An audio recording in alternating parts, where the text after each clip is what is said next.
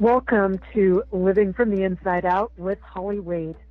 Living from the Inside Out is about living fully, guided from your inside. Holly shares the wisdom of how your mind, body, and spirit are truly connected and that you deep down know your own answers. Holly and her guests will provide tips, practices, and inspirational stories to help you approach your life from your own heart. And here's Holly.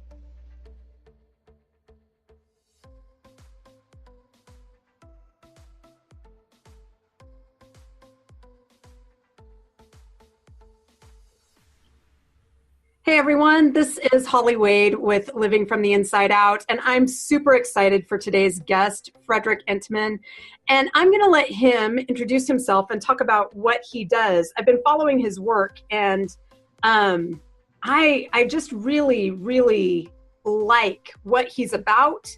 I support what he does, and I've even shared his work with some other people because he comes from a perspective of the professional athlete, but also works with mind-body connection and all kinds of really cool stuff. So Frederick, I'm going to let you introduce yourself and tell our listeners more about you and your background and what you do. Well, thank you so much, Holly. It's great to be here. You actually got my last name correct as well. I laugh because I think it's the most misspelled and mispronounced last name in the world. But I'm a former professional athlete. I'm a multiple best-selling author, namely of surviving sports and the game of life. And then recently, I wrote a chapter in a collaboration with other thought leaders from around the globe called Wake Up, How to Live a Healthy, Vibrant Lifestyle. And my chapter was called Modern Self-Liberation, Reclaiming Wellness, Purpose, and Personal Power. And yes, I have a Mind, Body, Life show on Global Voice Radio. And basically what I do is I help professional athletes win the game of life. And what that means is achieving success, not only interpersonally, but beyond the sports realm. And how I came about this was being an athlete myself. I guess I'll go back to college because my story started, I guess in college. I'm from a very tiny town and I just wanted out in high school, number one. I can relate to that one. So my way out was through athletics. I didn't know I was going to be 6'8" and very talented athletically, but I still had to apply the work to get a Division I scholarship because in basketball it's not easy. So I did that, went off to college, and boy, oh boy, did my lessons start immediately. A very abusive coach, verbally, and I tolerated it because when you're 18 or 19 and you just accomplish something, the biggest thing in your life, and for me that was achieving my dream of playing, in front of thousands of people on television. I thought things would get better through my performance. Well, they didn't. And when I mean verbal abuse, it's the everyday, really horrible things I don't even want to repeat live because they're just awful. But basically tearing you down and breaking you down mentally to where you lose all self-esteem and lose yourself in the process. And I'm open about this. I'm not a victim. Looking back, I was just all my ego and pride. And I put up with it. And the easiest thing to do is to say, wow, you crossed my boundaries and I love myself so much. I'm out of here. Yeah. In effect, at 19 years old, I had my first nervous breakdown in the shower. Oh, wow. So water brings out emotion. And I didn't even know it was happening. Yeah. So PTSD had set in. I didn't even know at that time what was going on. And I was embarrassed. I was shamed. You know, I was literally curled up in a ball as shower water was coming down. It really made me wake up to the fact that trauma was taking place. And then because I was so shell-shocked, I put up with it for 3 more years. So I have a very introspective, rare insights into how abuse and trauma works with the human mind. So that started my journey on mindset. Despite being told I was no good and I'd never amount to anything for 4 years, I still became a professional. And then, you know, I graduated with a degree in kinesiology and physiology, and the human body always intrigued me. I actually wanted to become a doctor. But that really didn't work. I didn't have the focus because of this trauma. I developed some bad habits, mostly escapism. Sure. But to keep on track here, I really dove into wellness in the mind and mindset, and how am I going to get myself out of what I've got myself into. And over time, as a professional athlete, you know, I had to hone in on just basketball as my job. And my career came to an abrupt end after just 3 years. I injured my left ankle. That was it. So suddenly, I was forced out of the sports bubble. And over the 2 years that followed, I went through massive depression. And you lost your identity. That had been your world. Yeah, what I thought, well, see, that's what a lot of athletes go through this. I'd be willing to say, after research that I've done, 95 to 98% are really not prepared for that transition. Yeah. And we literally, it's like you've lost everything that you thought defined you. Yeah. And so then I was living with trauma that I'd bottled up. PTSD is just a neurological, you know, to emotional response on the highest level, is basically what that is. And then I was dealing with thoughts of suicide started creeping in. And I just couldn't believe it. You know, I never took action on that, but as soon as that happened, I recognized, wow, I am a mess. And I really could have used a mentor. I could have used someone during this process to hold me accountable, or, you know, self-discovery, and help me with my money, and which was all gone, by the way. And, which is not an uncommon story. No, and I didn't even sign for millions of dollars, $1 million. Yeah, some guys contracts. making 10, 20 million a year. And thank goodness that was not me. Thank goodness at that time, because that's only going to lead to bigger problems. But so this is where it all started. And this was when I had gotten to this point, it was the end of my 20s. And I had also, in that time, gotten married and then had children.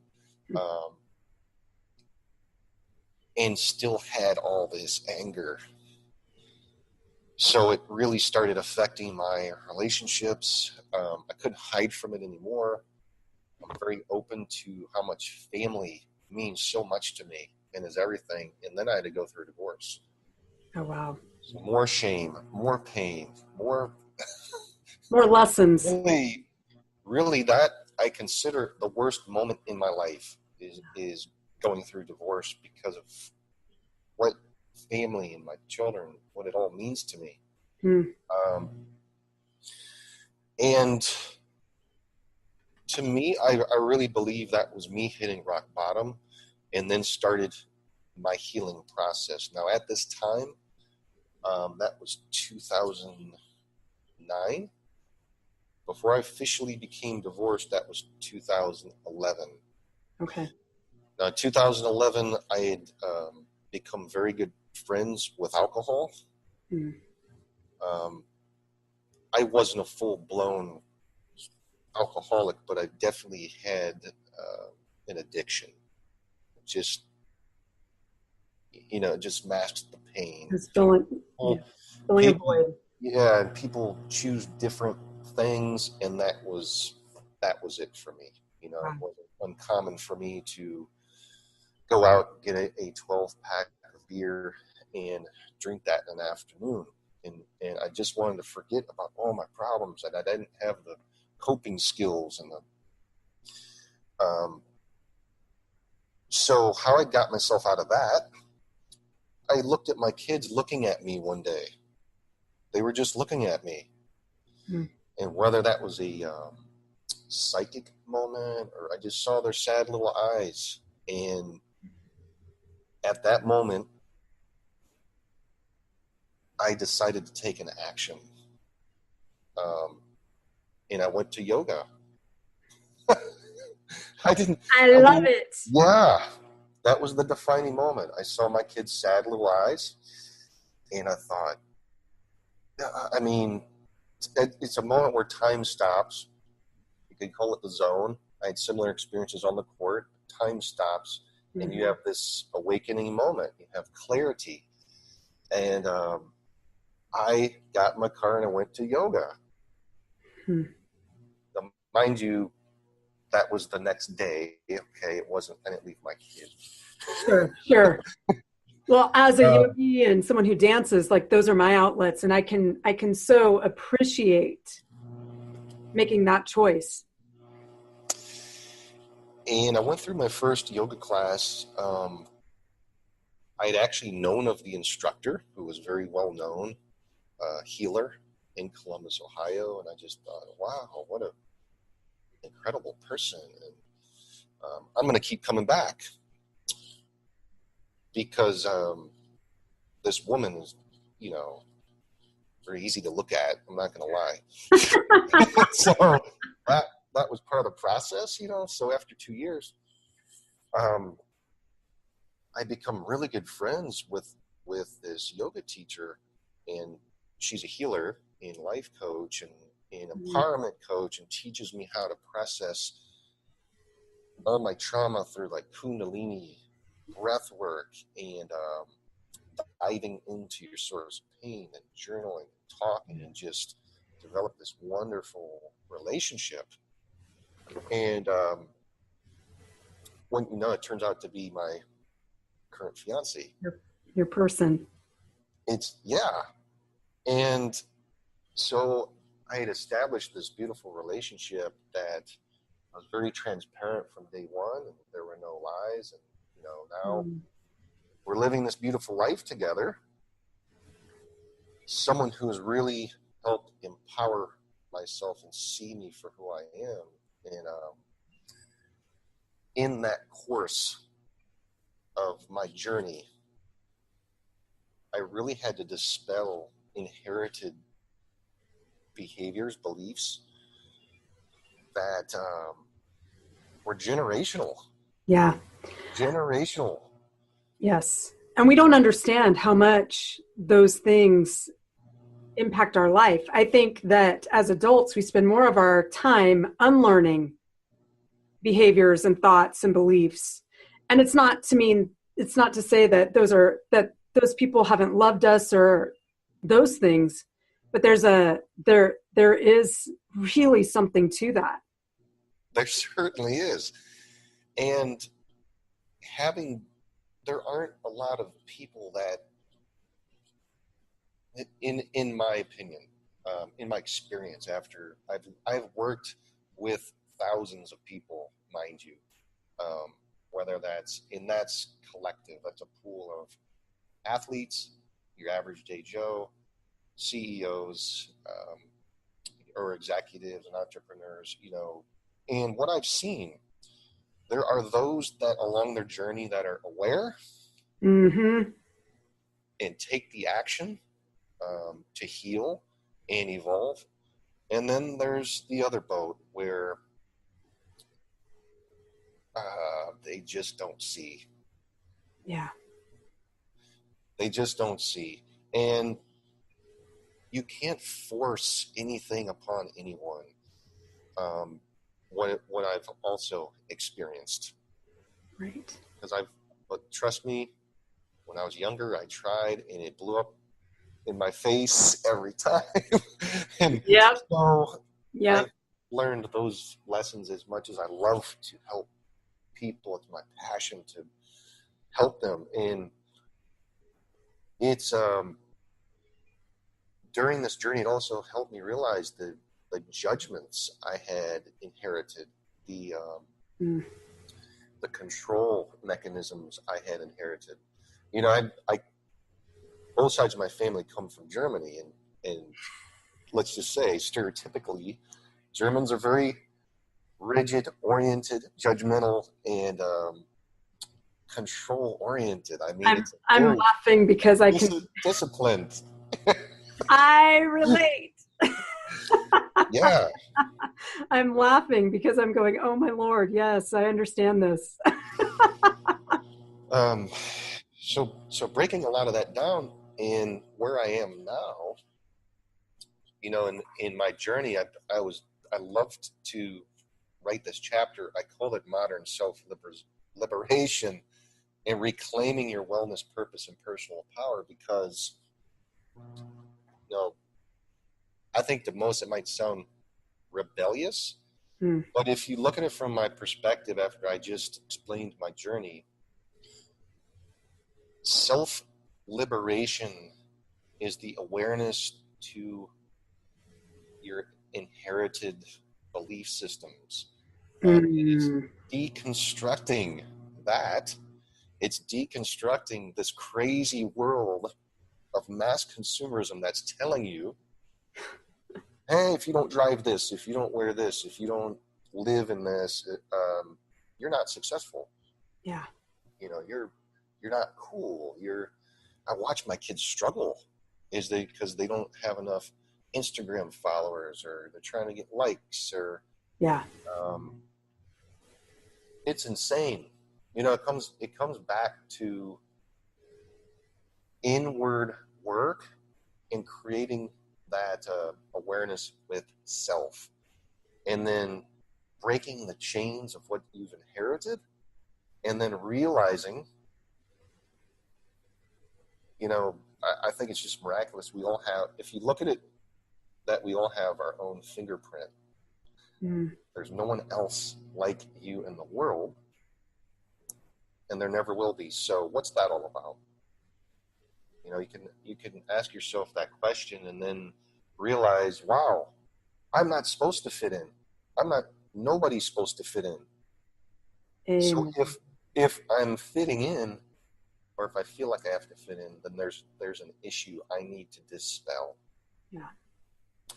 And so the self-liberation is constant work on yourself per day to become more true to yourself. Which is exactly what Living from the Inside Out is about. I mean, exactly it. I'm so honored to have you here, because I knew that this is it's perfect. And, you know, that could lead to more expansive discussion, but I want to keep this simple. I think simplicity is what it comes down to. And it's releasing all those attachments. Also, it's all the attachments. You know, for example, as an entrepreneur, you have to have a plan. You have to have a week plan. You have to have goals. When things don't go according to plan, my biggest struggle right now has been to let go of that control over the day, because you need a sense of flow as well, right? To allow. There are energies. there are, it's, you know, there's science, there's metaphysics involved. Yeah. In how our lives play out. It's And proven. it's not linear. And when we make plans, they're linear. Exactly. And then we wonder why it doesn't work. Exactly. Life is fluid and dynamic, and it's Yes. ebbs and flows. And you have to roll with that ebb and flow. It doesn't mean you don't show up. You do. And what I've discovered, for me personally, this is just through my mistakes, is when a block comes up or when things don't go according to plan, that's when you have to take a step back and ask yourself questions, powerful questions. Am I holding on to something too much right now? Am I trying to control a situation too much because I'm being blocked right now? The flow's not there. That's really when you need to take a step back. For me personally, that's when I move. I change my physiology. I get myself out of that thinking pattern that's keeping me there. And I'll put everything aside. Turn your phone off, by the way. Go outside, get some fresh air, take a walk around the block, because you need to get out of that pattern. So that's going to involve change. And if you listen to anyone, really, they say change your physiology, and that will change the energies. So I recommend doing that. If there's a block, if you get stuck, do 10 minutes of yoga, dance, scream, whatever. Yep. Get it out of your body. Yes. Yeah. Yeah. Yeah. So it seems that you've come to quite a few crossroads. Maybe it's blocks, maybe that's what you call it, but I've discovered that when we come to those points, we always have possibilities of, do I go straight? Do I turn right? Do I turn left? Which way do I go? So how do you navigate when you hit these crossroads, when you hit these points of navigation? How do you navigate and trust that whatever you choose is part of the path? Great question. Actually, a lot of athletes ask me this question that are looking to start their lives over, because everything's thrown at them all at once. But you have to be so in tune with yourself. Intuition's part of this. When things don't according, I go back to I have 5 lists of, I guess we could call them ethics or strengths. They're kind of like 5 words that define me. Frederick, who's Frederick? When things don't go according to plan, that's a signal. So you need to listen, and instead of fighting that, always go back to have clear, established values, right? And this has gotten me out of some deep water before. I'm sure listeners are like, "What are you talking about?" Single words. I think some will say, your personal mantra, your personal words that kind of define you. I'll give examples. For some people, they might honor mastery or beauty or philanthropy, or for me personally, I love connectedness. I love family, authenticity and honesty and mastery. I go back to that. I'm like, that's who Frederick is. And usually I can see clearer. I can feel clearer. I also quiet my mind, because oftentimes, that chatter, that monkey mind starts rattling your brain, and you get in your head. That's when it's time to meditate. Yeah. Because our head will talk us out of things, because it's analyzing and pulling up old stories. It's creating stories. Yes. Rather than just getting quiet and finding that still small voice. And we as humans, it's kind of like a protective survival old mechanism. We have something called the amygdala. Mm-hmm. And for some reason, no matter what it is, we have certain response systems. And it's weird because you can get hit from out of the blue. Yeah. So you have to be careful what you're listening to and seeing or what you're doing, and be very aware these days. Yeah. So much information is coming in from everywhere. But my point is, I think the more simplified you can kind of create your life and then know who you are, when a roadblock comes up and things don't go according to plan, you need to be quiet and go back to yourself, and the answers are within. And that sounds strange to most people, because we're taught that the answers we need to learn. Right. But I'm with you. I think we were born with them. Yes. And we're scared to get into that deep down place. Where that well of knowledge, that well of wisdom actually resides, because it's not normal. It's not how the world operates. That is correct. There's so many systems that we've been indoctrinated into. That's also, I love to dispel those with my clients,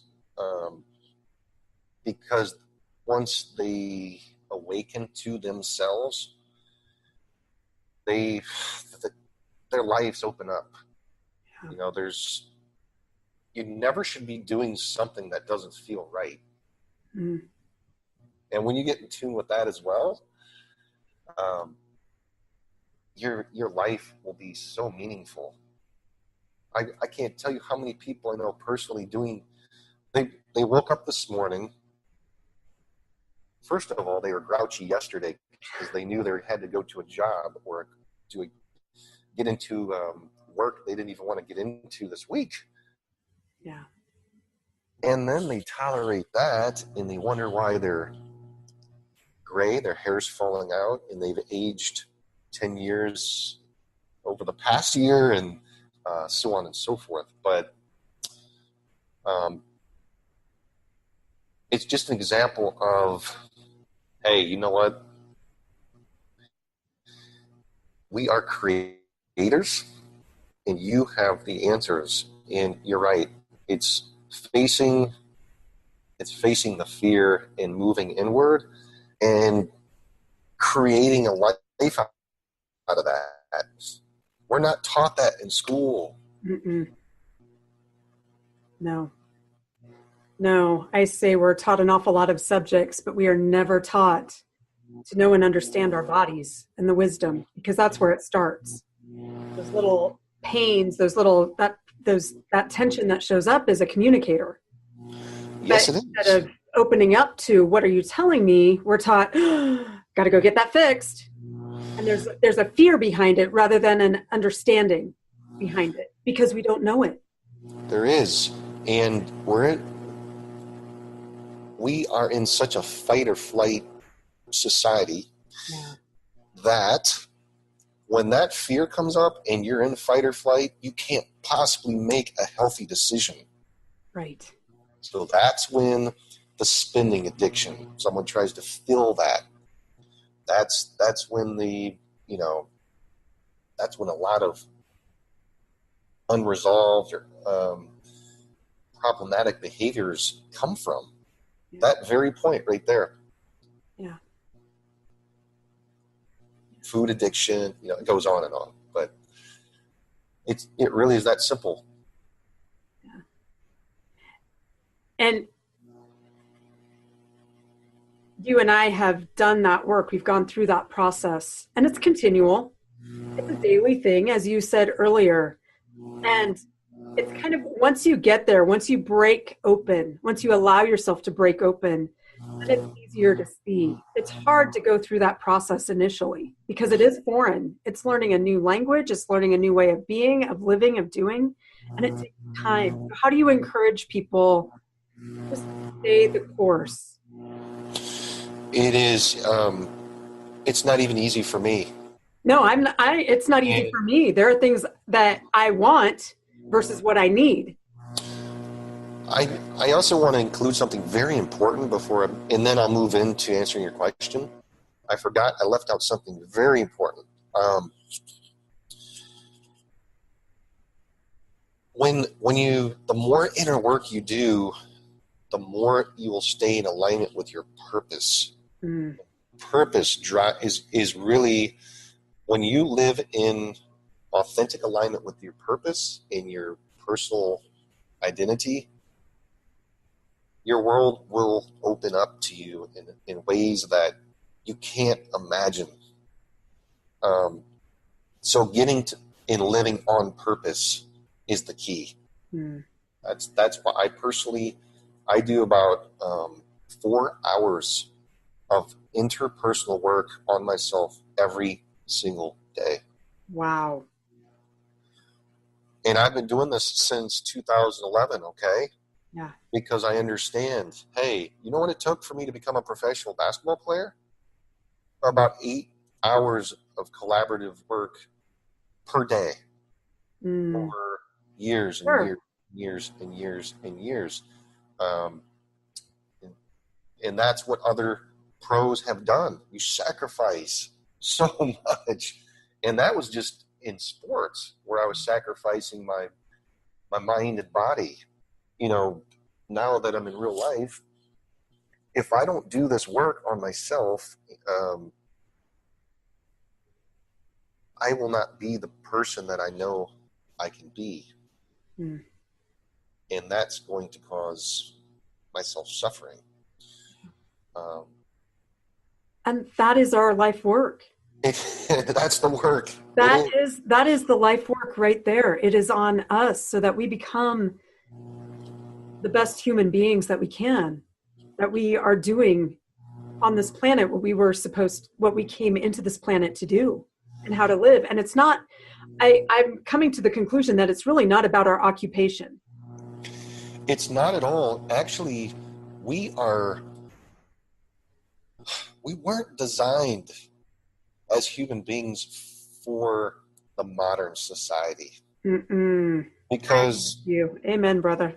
Anything that causes division between my fellow neighbor, between my fellow human, and we're souls, we're all the same, of skeletal systems and so on and so forth. But we might look a little different, but we've bought into belief systems that don't serve us, and that has caused a lot of damage. It's caused disease. It's caused a lot of damage. So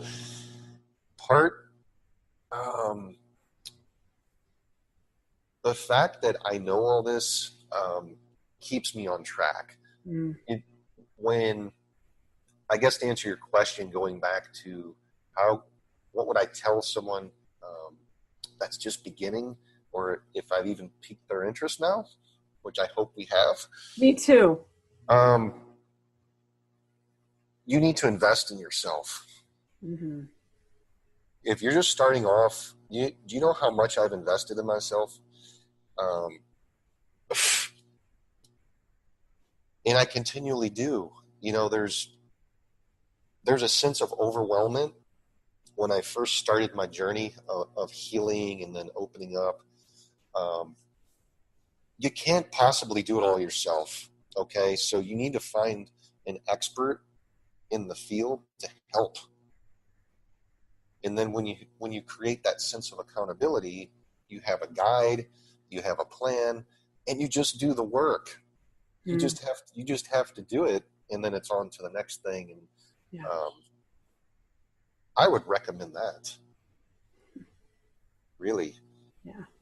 Or learn to, number one, meditate. Number two, take care of your body. I think yoga or Tai Chi, things that not only improve you physiologically, but deeper. Yeah. that go deeper energetically need to be addressed first.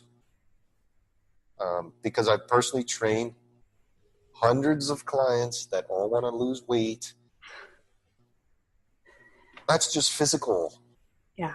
You have to go deeper first. Until you get the inner work right, the outer work isn't going to matter. That's right. And that weight goes right back on within 2 weeks once they would stop working with me. And it's energy. Yep. Everything is energy, and all energy can be transformed. Yeah. Our good friend Einstein proved that. Absolutely. Yep, absolutely. Frederick, where can people find you and connect with you? If you want to link in with me, I'm on LinkedIn. I prefer that platform professionally. Okay. You can follow me on Instagram, or I have a Facebook page. I'm on Twitter. I actually took my website down. I did too. I understand this.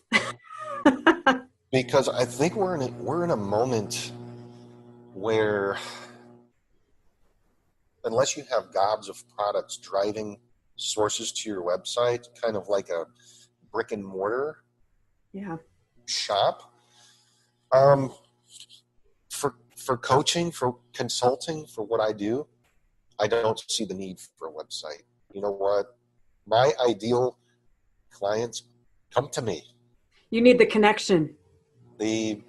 And those social media platforms allow for that connection. Yes. Where a website doesn't allow for that. It's just here I am, this is what I'm about. But in order to really understand you, that social media gives people a deeper glimpse of who you are, what you're about, and how you work. It does. And what I've come to find out over the years, if someone truly wants to work on themselves and they want it, that's the type of client I want, that really wants to work on themselves, and then they find me. All right, we're in business. Yeah. Well, Frederick, it has been a delight to visit with you today. We could go on for hours.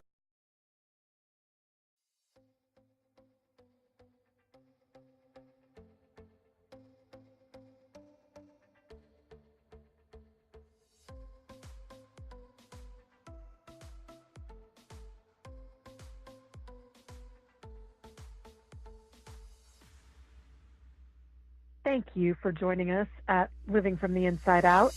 Listen every Tuesday at 6 p.m. Eastern.